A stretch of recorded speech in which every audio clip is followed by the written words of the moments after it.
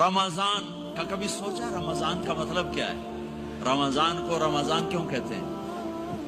اللہ نے 11 مہینوں کے نام عربوں سے رکھوائے اور روزے کے مہینے کا نام خود رکھا قرآن میں، شہر رمضان الذی انزل فیہ القرآن۔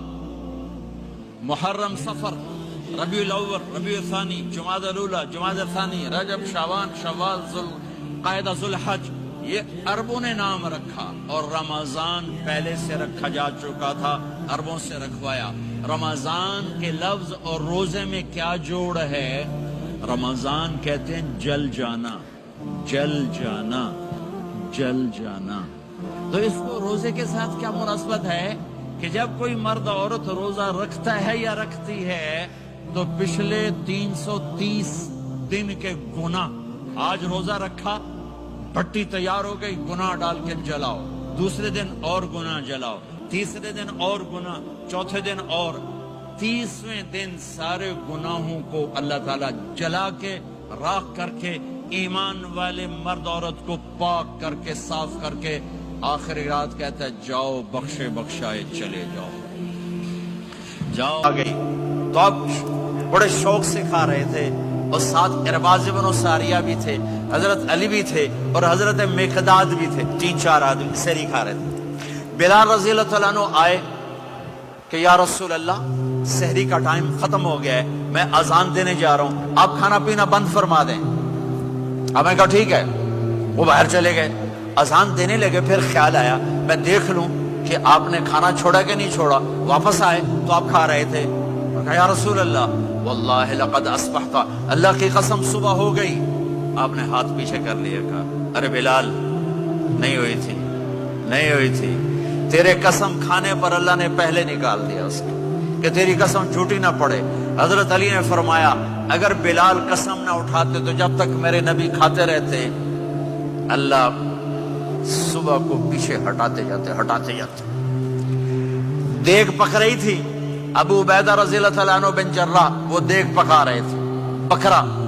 آپ نے کہا ابو عبید یہ مجھے بکرے کی دستی پکڑانا، اگلے بازو، آپ کو اگلے بازو کا گوشت پسند تھا، گردن کا گوشت پسند تھا، یہ کمر کے پٹ کا گوشت آپ کو پسند تھا، دودھ پسند تھا، برنی کھجور پسند تھی، عجوا کھجور پسند تھی، تازہ روٹی پسند تھی۔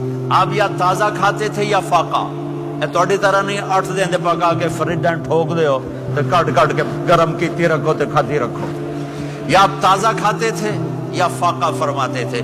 ایک دفعہ فتح مکہ پر ام ہانی کے گھر آپ نے باسی روٹی کھائی، ورنہ آپ نے ہمیشہ تازہ یا فاقہ، یا تازہ یا فاقہ۔ کبھی جس کھانے پہ رات گزر جاتی اسے نہیں کھاتے تھے، تسی ماشاءاللہ 8 راتوں جو کھدی جاندے ہو۔ ہاں